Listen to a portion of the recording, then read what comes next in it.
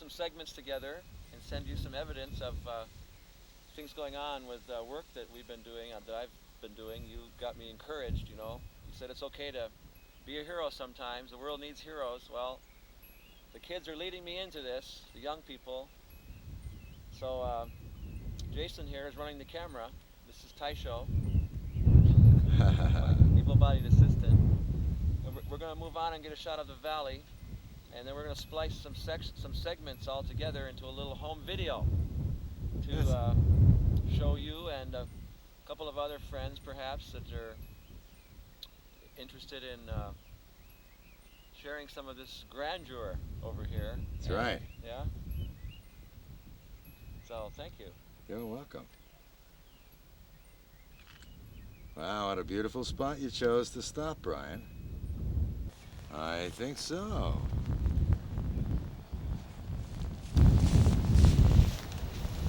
Well, Maui's the Valley Isle. And here's another typical valley on Maui and the way it's developing. Nice rural, small farms, and this coastal valley leading to the ocean. And Haleakala's in the center, and the valleys go all the way down, all the way to the ocean. And this is one such valley. There are probably a couple of hundred valleys like this on Maui. It's truly a Garden of Eden. Alternate energy, wind power, solar power, off the grid. This is a beautiful spot you've chosen. Isn't it nice? Or it has chosen us. That's right. Here we are.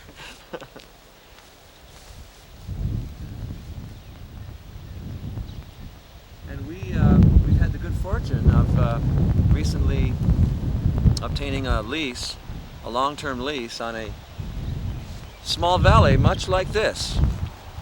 Let's stop for just a moment. Let me plug in a microphone. You've developed there a rainbow special for this, huh, Brian? Ah, this is a rainbow special, yes. Oh boy, Maui, there's a cloud there just passing down. The clouds move very quickly here down the mountain. And this valley comes down from Haleakala, comes down all the way to the ocean. There's a rainstorm going on up the mountain there. We're standing, we're about a half a mile as the crow.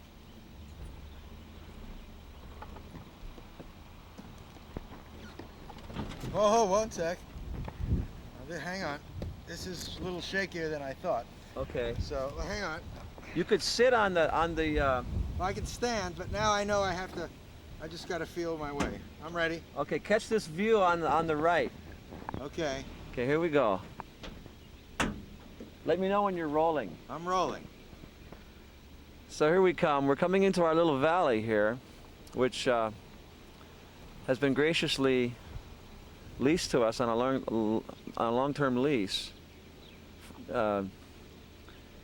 And you'll see that house up there on the hill, this Haiku Hill. There's a large subdivision, and our valley forms one wall or one side of that hill. The houses don't come down very low, so we have high valley walls without any houses on them. These houses are all on the top. And I'm inside the cab of the truck driving down slowly, and Jason is outside with the camera. So he's probably getting some good shots up there.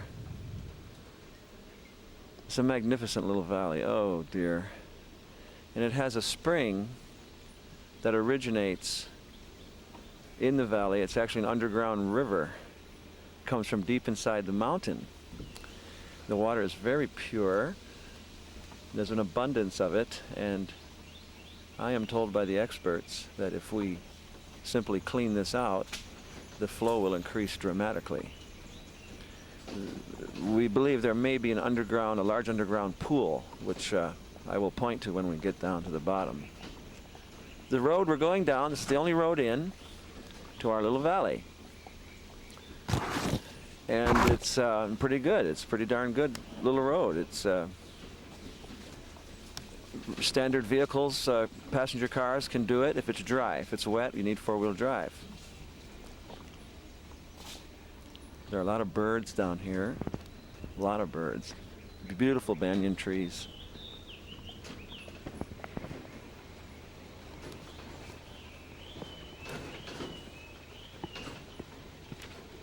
This is like riding a bucking bronco.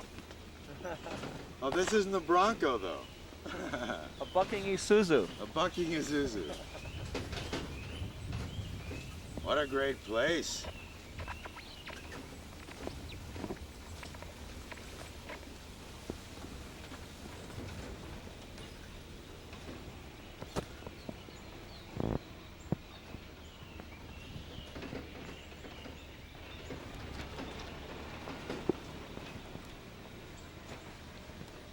Now, if Jason shoots off right there to the little bit to the right under those banana trees. All right, hang on a second. Why don't you stop for a second? That way we'll get a still shot. Ah. Yeah, right there. Pan this area right here. Oh, yeah. This is a little grotto, and we'll get a little closer to the water, but you'll see that right up underneath that tree, there's a rock face. There are rock faces. I see. And the rock faces have faces in them. I see. And from underneath those rock faces bubbles an artesian perched spring. It runs right out up underneath the rocks, and it runs all the way from where you're shooting right there. It runs down about 200 feet or 300 feet. It's just coming out of the hillside. Wow. And at first we thought it was maybe percolating down or something, but what it is, it appears, is there could be a large underground pool, because down here a little further it bubbles up out of the ground, out of the bottom of the valley. So it's running out of the sides up there at an elevation of about 14 or 15 feet above the stream bed. Right. And down a little further it's bubbling right up out of the bottom of the stream. Wow. So there's a vein, a large vein of artesian spring water that's coming out, and the stream begins right here, and it's quite a miracle to be able to use this water. This valley has about 8 or 9 acres of bottomland with no stones, all rich topsoil that has washed down off the sides of the valley over the years, and so we have all the water we need to do all sorts of commercial farming ventures here. And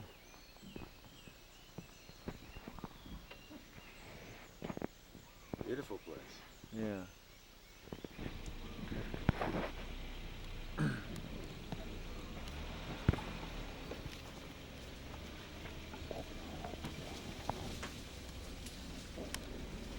Whoa.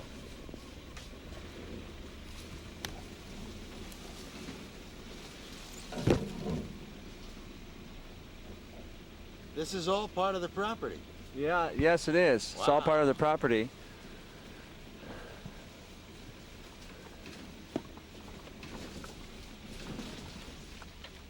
Now if you take a shot right there off the right side of the truck, down at the ground, Yeah? there's more spring water just bubbling right out of the ground right there, almost by your right hand, just down on the ground where those plants are. Those are taro plants. I see. And so a branch of this little stream begins right there. The rest of it comes out of the hillside where we filmed a few moments ago. Okay. So the water is just oozing out of everywhere here at this area, this part of the valley.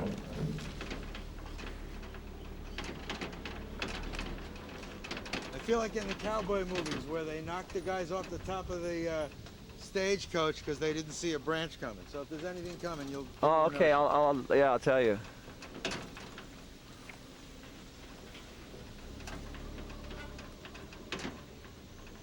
Jason, Yeah. would you like to shoot right there? You see the plant with the shiny leaves? The big bush on the left with the shiny leaves. Yeah. Okay, that is the Hawaiian none. The none tree, the one right there, and there's one just to the right of it, a big one. And that's a very powerful medicinal healing plant. You'll notice if you do a zoom on the fruit on that, the leaves there, Where do you see? Oh, I see him. right there. That's noni. That's I noni. took a class with lions, so I'm aware of. Yeah. Oh, yeah. So the fruit on there, the none fruit, is a very powerful herb. They ferment it, And then you take it 5 times a week, small amounts, and it's good for whatever ails you. So there are actually 5 noni trees in this valley.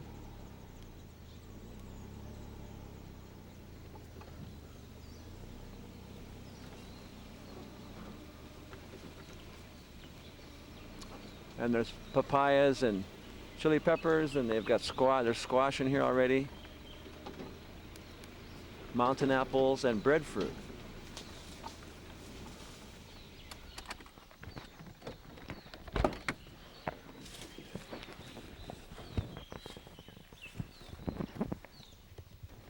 How's your light on this thing? Light's fine at the moment. Okay. I'm running. Okay, so what we could do, so we don't run out of film. We have plenty of We film. have plenty of film? Good, okay. Let's take a little walk. Just a brief walk right here. Okay. Action. So let's take a little short walk up here in the trees. This valley actually, the open space, if you want to do a slow pan here, you'll see that this will all be cleared over here. We're going to be doing cherry tomatoes. We've got some of our networkers are telling us that market vegetables, we can grow cherry tomatoes in here and string beans and snow peas. This whole area. And there's actually about 3 acres of land here where we can, on this end of the valley, where we can grow these crops.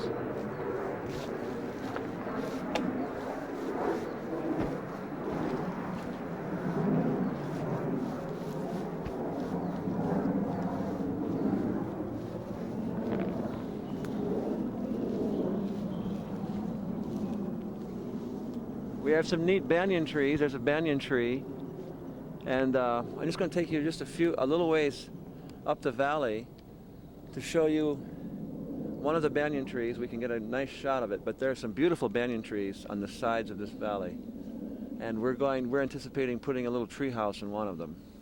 I'd like to show you that one. It's very phenomenal. Phenomenal banyan tree.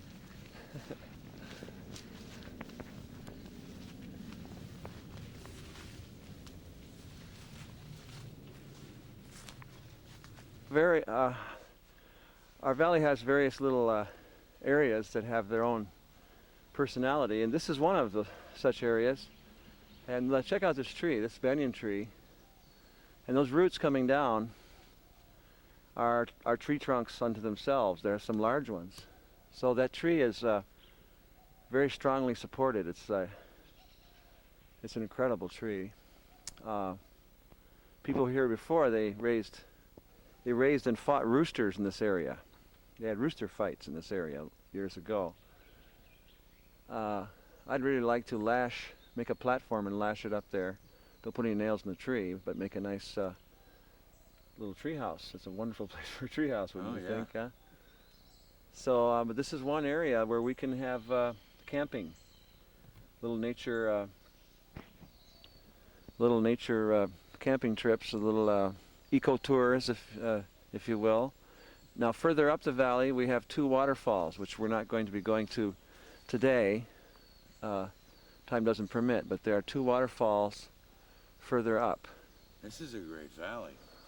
Yeah. You have the whole valley all the way down? The entire valley. Wow. Yes, it's pretty amazing. It's very secure, only one road in, the sides are steep. It's a very secure place, so we can do a lot of things here, growing commercial crops, having campsites, whatever we want, and we're not going to have easy access for people coming in stealing or doing anything, any antisocial behavior. Right. Easy place to control. So anyway, I just wanted to share some of this with the viewer, and my Uncle Edward. Okay, Uncle Edward, this is mainly for you, this film. Oh, so we'll do this segment. Okay, here we go. We're going to emerge from here, back into the open space. Oh, what do we have here? Avocado. Avocado. We have avocado trees here. How do you like that? Let's take a couple avocados with us here. Good plan. There we go, a couple avocados for us. Boy, this land is plentiful with nothing even planted yet. Wow. It's true. It's such a lovely place. It's narrow, as you can see. It's narrow. You're looking down, way down there. It's about, beyond that, it widens out again. Like here, it's wider, then it narrows down, then it widens out again. And the spring is at the halfway point. And the fact that the spring is higher, a little higher up on the hill, part of it, being a perch spring, we can run some of the water back to this part here because it's elevated. The spring, a perch spring, is up on the side of the hill. Part of it's perched. So it'll run backwards to this land. That's great. A hydrologist showed us this. It's really exciting.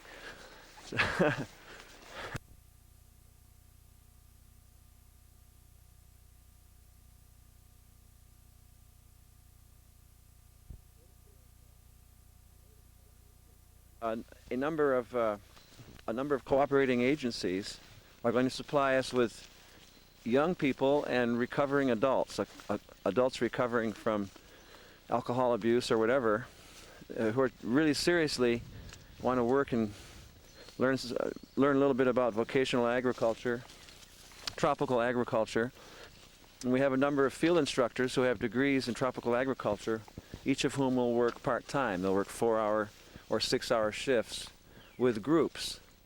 And next week, the plantation is allowing us to use all of their equipment, all of their tractors and cultivators, and Wow.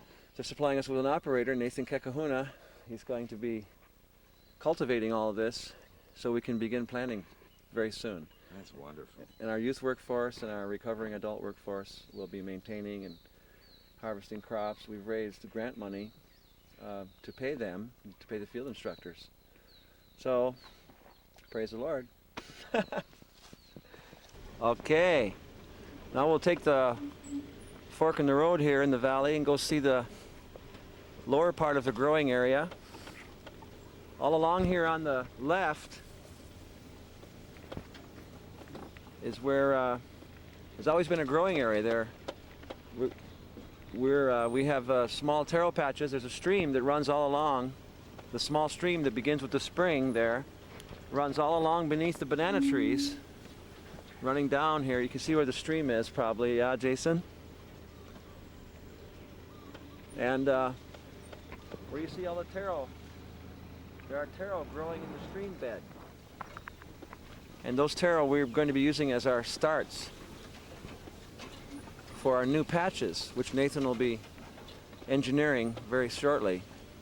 He'll be re-engineering the taro patches. All along in here we can plant luau leaf and sweet potatoes and bluefield bananas. There's fantastic gourmet bananas that bring good price. Ah, beautiful, aren't they? Yeah. Okay, and then as you swing that way down, you'll see this is the area where historically they grew taro. On the left all along here is mudbank taro patches, overgrown with grass right now, but they're fed by the stream, which runs along the left perimeter, the left border.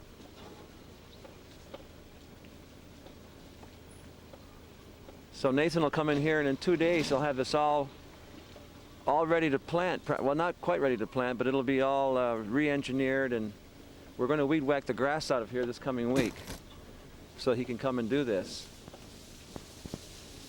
But these little square areas here, these square patches, these are all former mudbank taro patches with walkways in between. And the sunken areas are the mud that you grow the taro in. So Nathan will be re-engineering these into 3 larger taro patches. So this is the bottom of the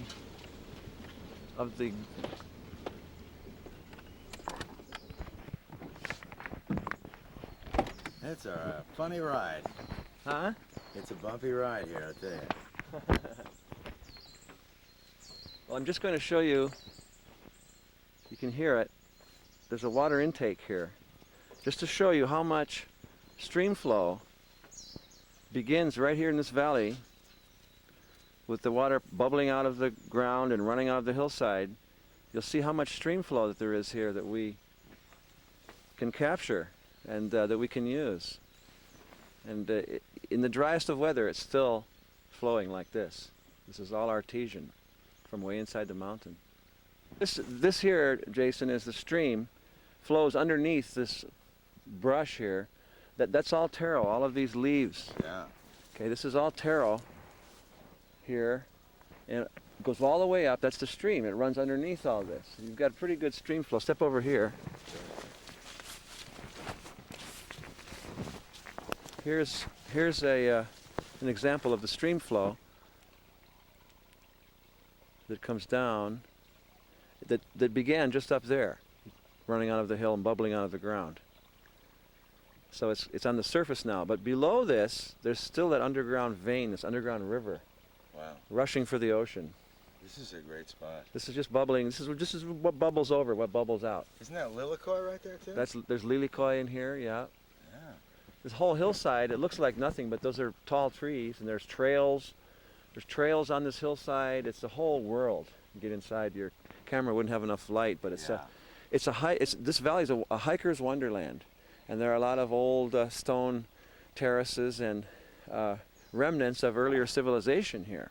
This has been inhabited for a long time, this valley, probably up to 2,000 years.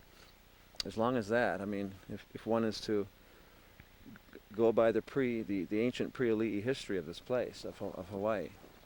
So anyway, that's about it, Jason. Well, I think that this is a wonderful find, this area. Well, it's a blessing. I see how much tremendous potential to even make it more incredible, and to be able to offer opportunity to heal people that are coming back from a challenge in their life really sets a great tone.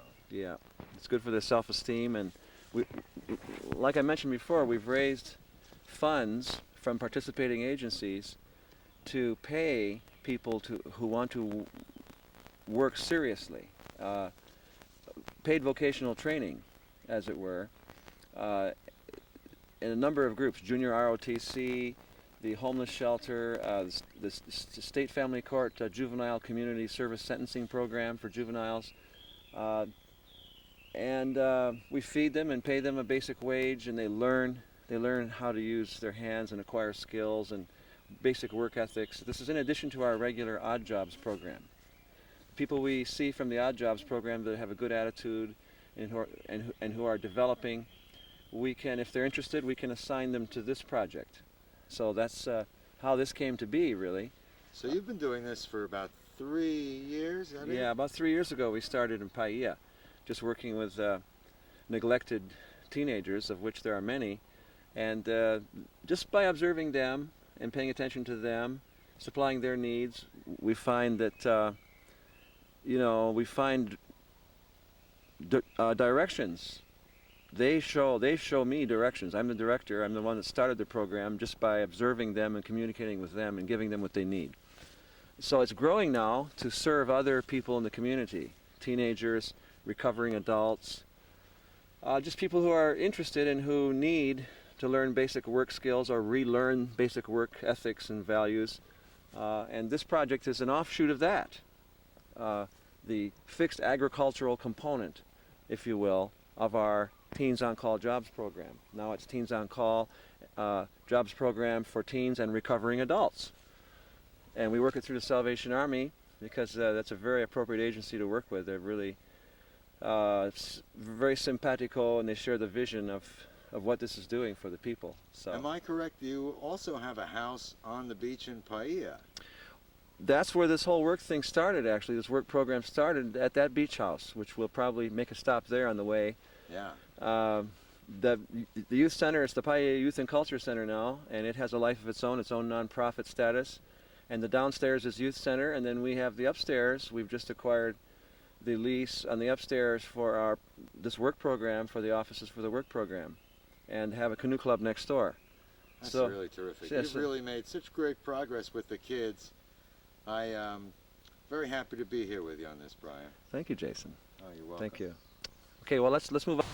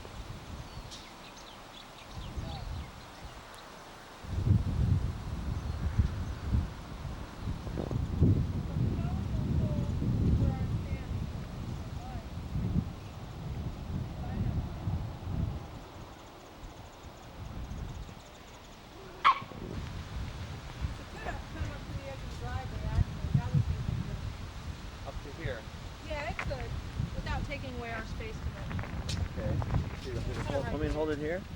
Okay. So what are you planning on building here? Okay, this is going to be the skateboard park. The skateboard ramps that are up at the Paia gym right now are going to be moved down here by the youth center. So so the county has appropriated that we have a $40,000 budget to move the skateboard park from Paia gym. Hey, Yes. they have auto parks. Yes. This is Susan, Executive Director of the Youth Center. And we all work together here harmoniously at the beach for the sake of the young kids and the old kids, which is us. Intergenerational recreational activities. We could go 70 by, that's okay. 70 Yeah. by 50. 70 by 50, yeah. Yeah, that's a good size, yeah. Yeah. This is the old Maneri estate. Used to be a private residence for many years, built 1928, and we ended up with it being the Paia Youth and Culture Center. Right here, beautiful beach at Paia Bay. Let's take a little walk up to the beach here, Jason. This Baby Park Ripa, this little park next to the youth center is called Baby Park, and this is a very popular boogie boarding beach. And the kids come here and they take showers underneath that yellow pipe. Right where it says Baby Park Ripa, there's a shower right there, and after they're in the water, they come and stand there. So Baby Park Ripa, that means somebody who rips the waves at Baby Park. Ripa. And here's Baby Beach. Here's Paia Bay coming up. This is known as Lele Cove. The old Hawaiian name is Lele Cove, L-E-L-E, which means place of. This is a place to take off. Lele is to fly. So this is a place to take off in the wind. If you have a sailing canoe or anything like that, or a sailboat, you take off, you go out there and catch the wind, and you can go all the way to Molokai. There's Molokai in the far distance on the right. You'll see the shadow of Molokai rising from the ocean. Yeah. And that's probably 25 miles away from where we stand. You can put a sailing canoe in the water and just zip right over there, or any kind of sailing vessel. What a great spot for the kids. Isn't this wonderful? They have so much fun here, and these grounds you're filming now, this is for our Paia Canoe Club. This whole area we have a lease on from the plantation, Alexander and Baldwin, parent company, and they've been very, very generous with the community. That's wonderful to hear. Yeah. Yeah, great corporate community partners. Here's the backside of the youth center. Yeah, I see you're swinging around doing a 360. 360. The downstairs is youth center, and we let the kids pretty much express themselves in this place. That's why it's not really fancy. They come off the beach. We have double doors in the back there, and they go right in the double doors. And there's television, cable TV, pool table, art classes. There's an art room and bicycle club, and the county just bought us a van so we can take them on excursions, the young folks on excursions. We take them camping, and we have other groups come here and join with us at the beach. So this is truly a great... Someday we'll do a partnership and we'll do miles 6 to 8 on the Hana Highway. We Yeah, take care of that area. yeah, yeah. Beautiful here. Yeah, isn't this beautiful? You've done a great job, Brian. Well, all of us together. It's been a group effort, and It takes a leader, and you're the spiritual leader for these kids. well, thank you, Jason. I sure love them. They bring out the best in me. To be done, as you can see, from the valley and from this place, you know, we have long-term leases that for almost no money. The entire valley is $100 a year. Wow. You know, and it's a long-term lease. So but now we have to raise capital to develop outside of grant monies. We've raised good grant monies for certain parts of the program, but now I need some discretionary funds that I can utilize the services of tradesmen and contractors for pennies on the dollar. If I can slip them $100 here, $100 there, $500 here, we get great production value. And we must develop these places now to be the facilities that they can become. The canoe club needs, you know, this is Grandfather Claus building right here. If we tear this down, it can never be rebuilt close to the beach. So the framework is solid. It has plumbing. We can take this and restore it, and it's a very valuable property on the beach. We can have a food concession in here. We can have a workshop. We can do whatever we want here. But we must move in a timely manner. Sure. The upstairs of this youth center here is there are 2 large rooms and a small room and a full bath. We have that for our program, for our work program offices, and for a conference room for people from all the agencies that are involved with us. This is a place where they can, if they want to, at any time, come and meet, have meetings or so forth by the beach. You know, have a little luncheon meeting by the beach or whatever. Who lives over there? That's private housing, huh? That's a private home over there. That's that home is owned by the Rasmussens. They built that there. It has a swimming pool right there by the, right there in the yard, so you can have oceanside swimming. They lease it out, actually. They don't live there now. They live up Baldwin Avenue. They have an estate up there that they bought. I see. Yeah. But it's calm here right now, but the waves, the surf here is really good much of the time. All winter long is good surf and good boogie boarding. And it's not uncommon to see 200 boogie boarders out there at one time. Wow. Just having the time of their lives.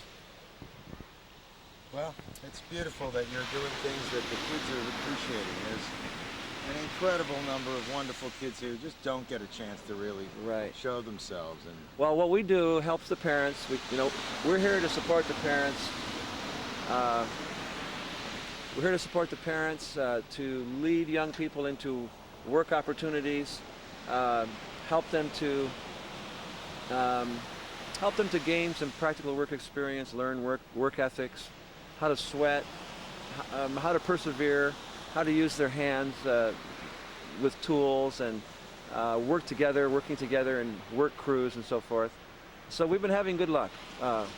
Yard work and painting and land clearing and parking and security at concerts and all sorts of things. Food booths. We go out and pick the taro leaves and make lau-laus and have Hawaiian plates at food booths and make good money, and they make money, and they experience entrepreneurial skills, you know. So like I said before, they show me what they need, and I do my best with our network to provide them with what they really need. And so we're seeing it work here. We've established a model, and now we can expand upon it. We've got the land, we've got the facilities, just no end to what we can do. We have the people, the human resources. So we've had an interesting tour today. We saw a beautiful valley with tremendous potential for growth, to be able to have our young people and our challenged older people come along in a work experience that can really enrich their lives and give them a groundwork, a framework for, you know, what do we say, growing with our society here on Maui, being a real valuable part of the fabric. They feel valued within the community. Very good, Jason. They feel valued within the community. Young people, recovering adults, when they can work and be paid for their work, and we feed them, we spoil them a little bit, make them feel valuable as people. And it really encourages them. Their self-esteem picks right up, and you can reach them on other subjects. You can reach them on drugs. You can reach them on staying in school. You know, it really, many levels, helps them. So how do people get in touch with you if they want to? They can reach us through the Salvation Army. We have an office there. I have an office, 872-8301 is my pager, and I have a radio phone in the truck. I answer the pages quickly. Stephanie at the office, that's 871-6270. That's the Salvation Army. So if you have job opportunities, anyone, for young people or recovering adults, we have supervised work crews. If you are young people or recovering adults that want to become part of the program, you may call the office and ask for Stephanie and sign up, or call me on my pager. Well, thank you very much. Thank you for being here with us today. I know that Ariel and myself, we're happy to be part of something that's valuable to the community, and you're valuable to the community. We salute you. You're valuable to the community too, Jason. I salute you. Thank you very much. Aloha. Aloha.